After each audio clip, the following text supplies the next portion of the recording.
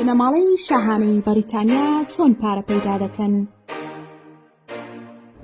بنەماڵەی شاهانەی بەریتانیا یەکێکن لە دەوڵەمەندترین خێزانەکان لەسەر ڕووی زەوی کە دەیان ڤێلا و زەوی و زاریان هەیە. ئەم بنەماڵەیە تەنانەت ئاهەنگی هاوسەرگیریەکانیشیان کاردانەوەی ناوخۆیی و جیهانی دروست دەکات. خەرجیەکان و داهاتەکانی بنەماڵەی شاهانە بەڕادەیەک زۆرە دەوڵەمەندیەکەیان زۆرجار پێوانە ناکرێت. پرسیارەکە ئەوەیە ئەو هەموو سامانە بەچی و لەکوێوە دەستیان دەکەوێت؟ هەندێک لە سامانی بنەماڵەی شاهانەی بەریتانیا مێژووی هەیە، چونکە خاوەنی چەندین قەڵان لە ناوچەکانی سکۆتلەندا و ناوەوە و دەرەوەی بەریتانیا کە لە ساڵانی 1800ەکان شاژنە ڤیکتۆریا کڕێوێتی و مڵکە.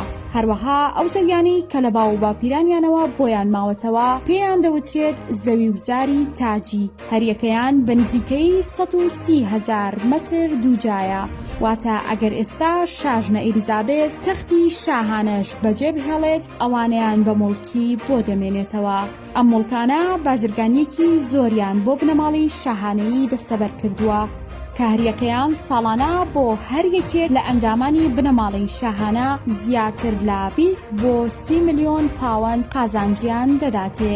بەهۆی زۆری مڵک و سامانەکانی بنەماڵی شاهانە ناتوانرێت داهاتەکانیان دیاری بکرێت، بەڵام ئەوەندەی مەزەندە کراوە دەگاتە زیاتر لە 370 ملیۆن پاوەند. هەندێکی تر لە داهاتەکانیان لە ڕێگەی باجەوەیە کە ساڵانە بۆیان دەگەڕێتەوە. هەر لە کۆنەوە بەخشش و باج و کرێ ئەو شوێنانەی کە مڵکی کەسی بنەماڵەکەن داهاتیان پێدەبەخشێت. بۆ نمونە لە ساڵی 2018 بۆ 2019 زیاتر لە 80 ملیۆن پاوەندیان تەنها وەک بەخشش دەستکەوتووە، چونکە هەندێک لە خەڵک بەتایبەت دەوڵەمەندەکانی بەریتانیا وەڕاهاتوون خێزانی شاهانەیان خۆش بووی و ساڵانە بە ملیۆنان پاوەندیان بەخشیوەتە بنەماڵی شاهانە وەک دیاری.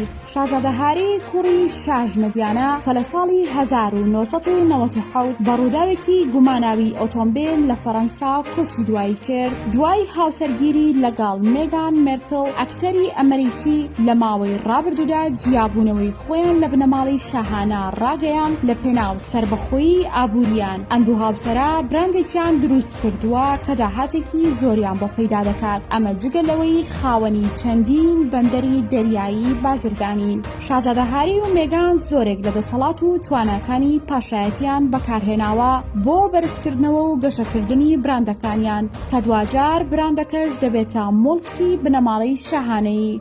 ئەمانە بەشێکی داهات و دەستکەوتەکانی بنەماڵەی شاهانەیین، بەڵام هێشتاش هەندێکی دیار نییە کە بەگشتی ئەم خێزانەیان کردووە بە یەکێک لە دەوڵەمەندترین خێزانەکانی سەرڕووی زەوی.